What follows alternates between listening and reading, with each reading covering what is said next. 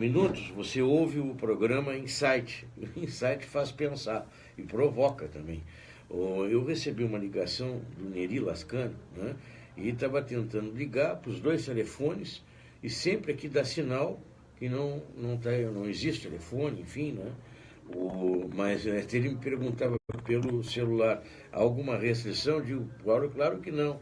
É sempre um prazer ouvir o ouvinte. Né? Todos eles. No dia que a gente não tiver esse prazer, a gente não precisa fazer rádio. Assim. Né? Eu acho que o rádio, o sabor do rádio é a participação do ouvinte. Não sei o que está acontecendo nos telefones, né? Mas os meus programas, eu tenho essa conduta. Sempre portas abertas. Não é né? uma censura consciente. Não é. Não é censura. Eu tenho a certeza que não é. Né? Até porque eu tenho para mim, Nilton, a gente tem que ter uma humildade, às vezes, né, de ser criticado. Assim é. Porque o pior das coisas é a soberba do conhecimento. Né? E a gente vê, às vezes, até intelectuais que a gente conhece, né, argumentando coisas, né, que a gente sabe que nem ele pensa assim. Mas acontece que não quer sentir o prazer de que aquilo ali, não quer se sentir derrotado, muitas vezes, o desprazer de que aquilo que ele pensou não era tão verdade como é. Né? A arrogância que cada um de nós tem, em maior ou menor grau, que muitas vezes nos leva a não reconhecermos e voltarmos atrás. Sim. Voltamos à família, quantas vezes em casa nós temos que reconhecer que nos equivocamos, e mesmo assim insistimos no erro e dominamos e nos impomos e usamos da força ou dos argumentos para fazer as pessoas se dobrarem. E por isso que eu acho que isso dá uma certa vitalidade, né, de poder receber crítica, assim sem problema nenhum, não há problema. Não. Ninguém é obrigado a pensar igual. A crítica é legal, é aquela que nos leva a pensar e repensar. Agora, se nós estivermos num sistema livre, né, ninguém é obrigado a pensar igual, mas também não adianta só ouvi-los iguais. Então, né? Aí estão os 2 extremos que nós falávamos antes, e que vale para as pessoas em casa. Toda vez que nós polarizamos, perdemos a capacidade de pensar com neutralidade, de escutar o outro. A questão não é se nos escutam ou não nos escutam, a questão é nós escutarmos os outros. O problema dos extremos é que perdemos a capacidade de escutar. Ficamos num monólogo, onde a nossa verdade é a única verdade. Aí nós empobrecemos, aí começamos a decadência. Agora sim, acho que o Neri está conosco. Neri, bom dia, Neri, tudo bem? Fica à vontade. Eu não estou escutando. Tu queres botar um pouquinho no Vamos retorno? ver se a gente dá um retorno para ti melhor. Agora sim. Eu estou tão satisfeito, assim, porque vocês conseguiram entrar no programa de uma maneira que eu não acompanho vocês há 18 ou 20 anos, que é o tempo, né? Mas eu acho que eu devo ter 16 de certo. Vocês, né? E às vezes até meio me assustava, assim, porque o empresário do Dr. Nilton, ele é técnico. Então, mas aí o tempo foi passando, e eu acho que, fazendo um blagzinho, as minhas conflitivas foram melhorando.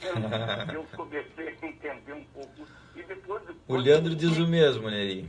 E quando eu falei com ele, assim, tá, ele é de uma assim, ele passa uma energia, uma coisa boa pra gente, assim, e da gente dizer, não, esse cara me representa, né? Isso aí que eu senti, porque o Leandro a gente já se conhecia há mais tempo, mas aí é o seguinte, vocês falando nessa história toda que fizeram, espetacular, inclusive colegas de vocês, no caso do Dr. Nilton, não vou misturar com o Leandro, né, da área e da maneira que eles interpretaram e que eu consegui entender, foi bom, acho que porque eu consegui entender a doutora Jandira, mas quem falou lá de Porto Alegre, né, o que se manifestou no Facebook, é que eu não sei escrever de carreirinha, então esse Facebook me atrapalha. Eu vou mais aqui pelo meu dinossauro, é o seguinte, quando o doutor Nilton fala, vocês em geral, porque eu fiquei pensando o seguinte, mas peraí, existe uma coisa, o médico parceiro, no caso obstetra, ginecologista e tal, tudo isso, mas é uma coisa meio moderna para minha cabeça, porque eu sou do tempo, né, que o negócio era parteira em casa, né, sem pré-natal, lógico, eu comecei a trabalhar em laboratório, eu entendi o que era o pré-natal, mas não havia pré-natal. Então, essas coisas, mas depois o doutor Nilton já deu uma luz para todo mundo, e eu também entendi, que são as distorções. Vamos dizer, criança que nasce numa família estabilizada, com tudo, um monte de higiene, esterilização, disso e daquilo, e daqui um pouquinho aparece, como a gente mexe assim no dia a dia, né? Esse tipo de doença só podia ter filho de médico, ou coisa assim, vamos dizer, a caridade. Então, isso aí já me esclareceu um pouco. Mas também eu fiquei com uma coisa dentro da cabeça. E o doutor Nilton acho que vai poder, assim, me dizer, eu entendo. Por que a pessoa, vamos dizer, eu não acredito que o cara nasça bandido. Mas o senhor também explicou que muitas vezes aquilo ali é da infância, ou da vivência de infância, que o cara... Não, o meu pai vamos dizer, é trapaceiro, eu gostei daquilo ali, sempre deu dinheiro para dentro de casa, eu gostei de trapaceiro também, porque é uma coisa que dá certo. Nesse sentido é que eu queria ouvir mais um pouquinho, porque eu acho que o coletivismo melhoraria tudo isso. Coletivismo. Tá bem, Neril. Nosso tempo já está quase esgotando aqui para dar tempo para ele responder. Um abraço, Neril. Obrigado pela sua sintonia, viu? Mas aqui não tem censura, viu? Não te preocupa. Um abraço. Bom fim de semana. Contigo, Nilton. Então, o que o Neri fala é super importante, porque tem que ver com as características herdadas de cada um. De qualquer maneira, ele chama atenção para um fato importante, que é de que em criança, até o final da adolescência, nós não consideramos a formação de um caráter, e o caráter tem que ver com isso que ele está dizendo, de ser bandido, psicopata, assassino, etc. E a expressão mau caráter vem daí, ou seja, a constituição do caráter da personalidade do sujeito só se configura de forma definitiva a partir do fim da adolescência. Então, até esse momento, nós não consideramos que a pessoa tenha transtorno de caráter, porque ela está em formação. Se ela está em formação, nós podemos interferir e mudar o destino. Por isso é muito importante que os pais entendam e participem disso em casa. Que se uma criança, porventura, nascer com uma tendência, já do seu mundo herdado, a determinada distorção, se ao longo de 20 anos nós corrigirmos, mostrarmos e trabalharmos com essa criança e depois com esse adolescente essas tendências, certamente ele vai amenizar. E nós vamos, quando esse indivíduo tiver o seu caráter, já não vai ser o mesmo caráter que ele teria se nós não tivéssemos feito nada.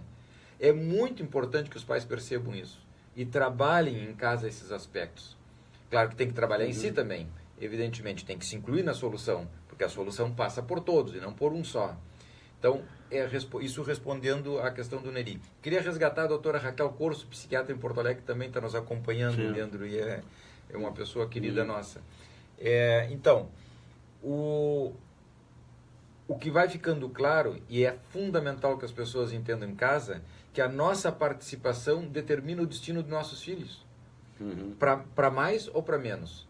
Que a forma como nós vamos identificando determinados valores que nós percebemos que são distorcidos e vamos trabalhando e questionando, nos incluindo na solução, porque por aí a criança percebe em nós, vou dar um exemplo, vou fazer um parênteses, vou dar um exemplo. É muito comum no consultório eu perceber, ou nós percebermos, que pais que valorizam muito o dinheiro terem filhos hiper, mega, super capitalistas ou materialistas.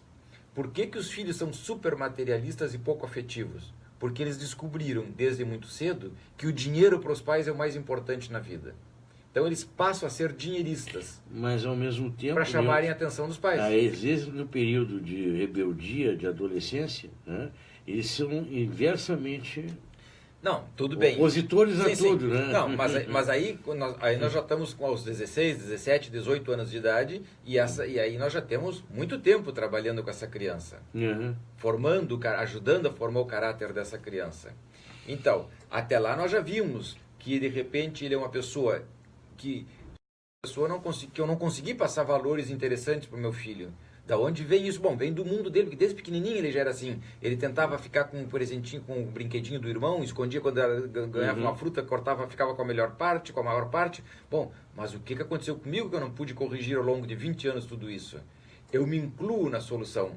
E de repente alguém vai dizer, bom, mas porque tu valoriza muito o dinheiro, então o amor, o nicho de amor que ele encontrou contigo é ser um empresário super mega bem sucedido, porque aí ele vai achar que tu vai gostar mais dele do que do irmão. Quer dizer, eu provoquei essa reação no meu filho. De repente, ele poderia ter a tendência, mas não necessariamente ser desse jeito. Então, aí eu me incluo na solução, no problema. E se eu disser para ele, meu filho, eu não penso assim como tu estás achando, tu distorcesse, eu até de repente me comportei mal, pensei mal, te passei uma ideia equivocada, mas eu não valorizo isso que tu estás fazendo. Eu não te admiro por ser dinheirista ou pisotear as pessoas por causa do dinheiro, achando que eu vou te admirar por causa disso. Então eu puxo o tapete dele e começo a mostrar que esses valores são equivocados, eu mesmo passei valores equivocados, me incluo na solução. E aí começamos a trabalhar a essência do problema e gerar outras soluções para ele. Então, isso os pais em casa têm que perceberem, que a solução não passa só pelo filho, passa por todos. E esse é um tema que tem que ser conversado com a mulher, conversado com os outros irmãos e perguntado o que eu fiz. Bom, eu passei esses valores para vocês, então desculpa, me equivoquei, vamos rebobinar o pensamento. Talvez muitos problemas que um filho tem, a solução passa pelo âmbito familiar. Por todos. Por isso que às vezes alguns integrantes da família não querem ir, né? Mas eles precisam, porque senão eles fazem parte da solução. Para ver como a coisa é mais complexa e ao mesmo tempo envolve todos. Perfeito. Nilton, uma pena que esgotou. Nós estamos com a conclusão do programa. Vou agradecendo a tua participação, Nilton. E vem aí o Sérgio Cabral. Nós voltamos no próximo sábado, né? Deu pano para manga. Muito, ficou legal. Por isso que, como é bom a internet desse sentido. Né? Improviso cria pauta. Bom, certo que ele não vem com ideias preconcebidas. É verdade. Certas ou erradas, surgem aqui. Bom fim de semana, eu fico por aí.